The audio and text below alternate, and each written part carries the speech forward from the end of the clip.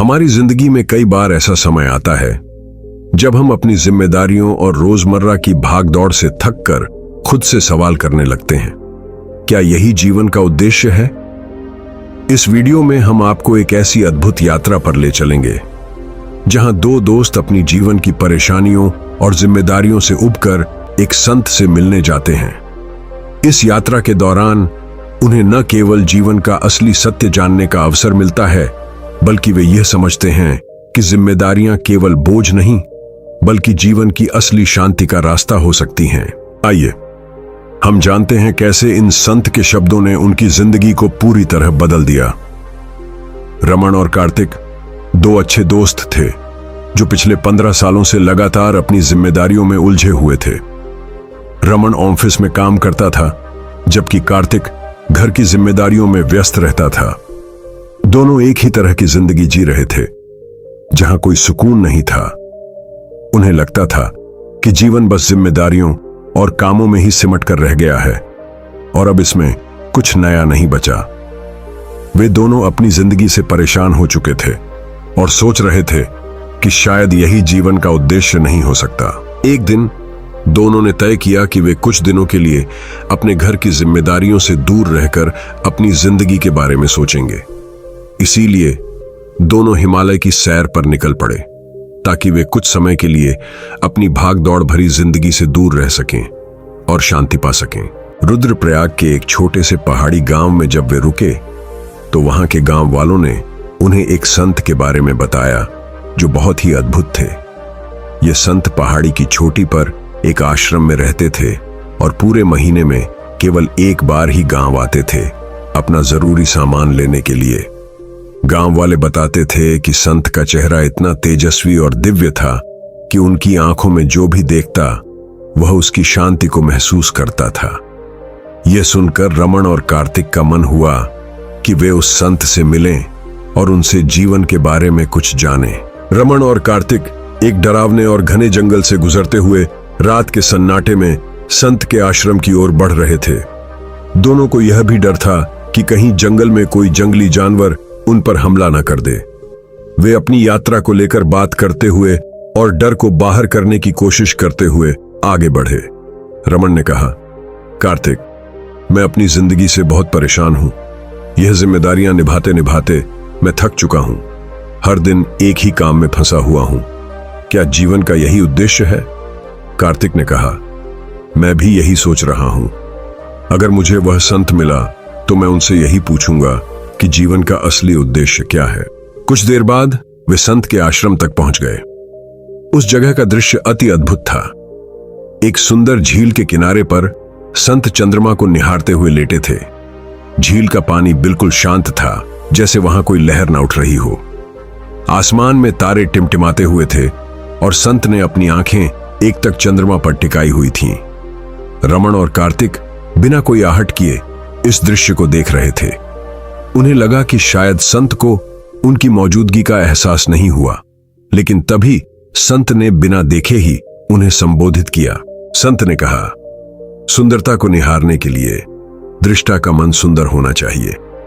अगर उसके मन में प्रेम और शांति नहीं है तो वह किसी भी वस्तु में सुंदरता नहीं देख सकता।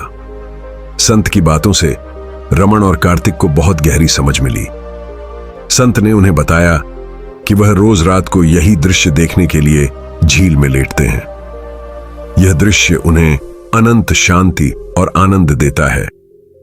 संत ने कहा कि जब वे चंद्रमा को देखते हैं तो उनका मन शांति से भर जाता है और उन्हें लगता है जैसे वे उस शांति में खो गए हैं।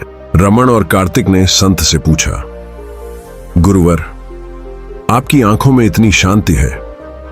हमने कभी किसी की आंखों में ऐसी शांति नहीं देखी। जब हम कोशिश करते हैं ध्यान करने की तो हमारे विचार हमें शांत नहीं होने देते, लेकिन आपकी आंखों में देखते ही हमें अपने विचार शांत हो गए। यह कैसे हो सकता है? संत मुस्कुराए और बोले, यह सब योग अभ्यास का परिणाम है। जब आप योग का अभ्यास करते हैं तो आपकी चेतना चारों ओर फैल जाती है। आप सब कुछ महसूस कर सकते हैं। किसी के मन में क्या विचार चल रहे हैं उसे भी समझ सकते हैं। यह कोई चमत्कार नहीं है, बल्कि योग की साधना का परिणाम है।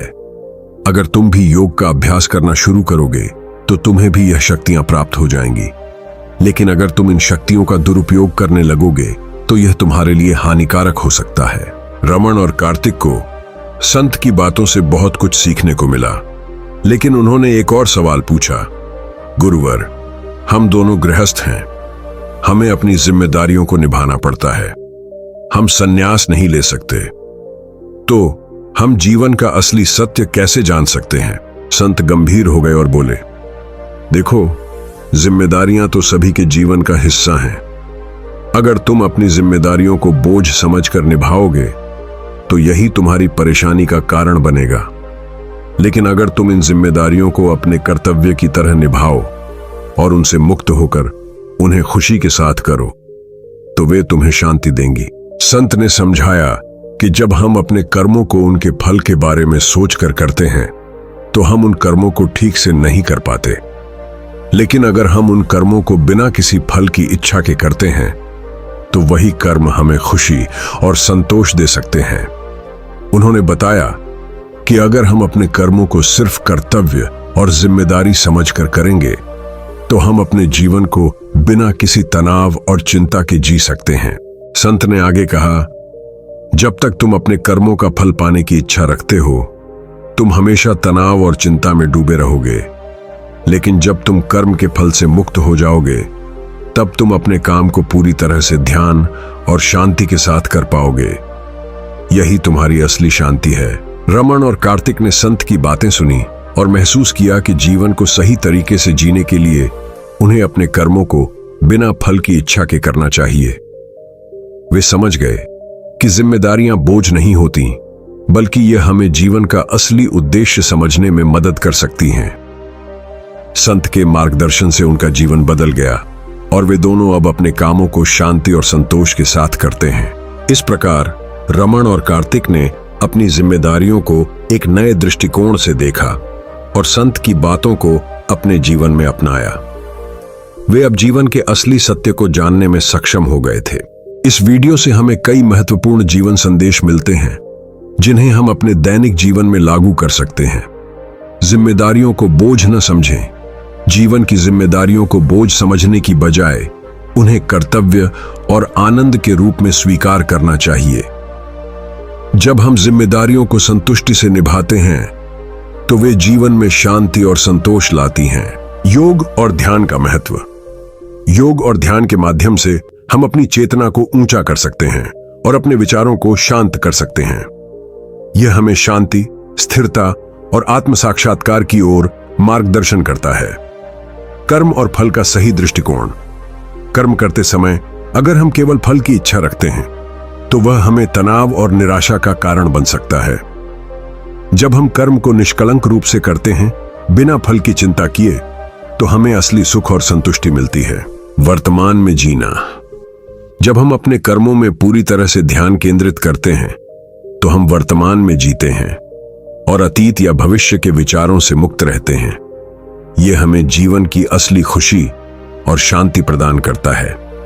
आध्यात्मिक शांति के मार्ग।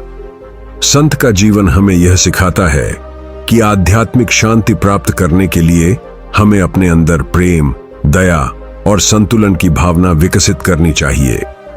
यह हमें न केवल अपने जीवन में बल्कि दूसरों के साथ भी गहरी शांति और समझ बनाने में मदद करता है। सभी में सुंदरता देखने की क्षमता।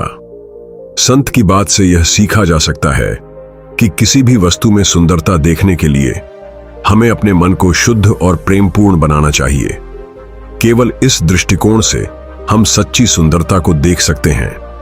जीवन के उद्देश्य को समझना। वीडियो में हमें यह समझने को मिलता है कि जीवन का उद्देश्य केवल जिम्मेदारियों को निभाना नहीं है, बल्कि उन जिम्मेदारियों को सही तरीके से शांति और संतुलन के साथ निभाना है। यह हमें जीवन के असली सत्य की ओर ले जाता है। इस वीडियो का निष्कर्ष यह है कि जीवन की असली शांति और संतुष्टि बाहरी परिस्थितियों से नहीं, बल्कि हमारे आंतरिक दृष्टिकोण और मानसिक स्थिति से आती है। जिम्मेदारियां सभी के जीवन का हिस्सा हैं, लेकिन इन्हें बोझ समझने की बजाय हमें उन्हें कर्तव्य और आनंद के रूप में स्वीकार करना चाहिए। संत की शिक्षाओं से यह समझने को मिलता है कि जब हम अपने कर्मों को बिना फल की चिंता किए शांति और संतुलन के साथ करते हैं तो हम न केवल अपनी जिम्मेदारियों को बेहतर तरीके से निभा सकते हैं बल्कि जीवन का असली सत्य और सुख भी पा सकते हैं। मित्रों, अगर आपको यह वीडियो पसंद आया है तो इसको लाइक कीजिए और ऐसे ही वीडियो देखने के लिए हमारे चैनल को सब्सक्राइब कीजिए। मिलते हैं अगले वीडियो में एक ऐसे ही प्रेरणादायक वीडियो के साथ। तब तक के लिए आपका धन्यवाद।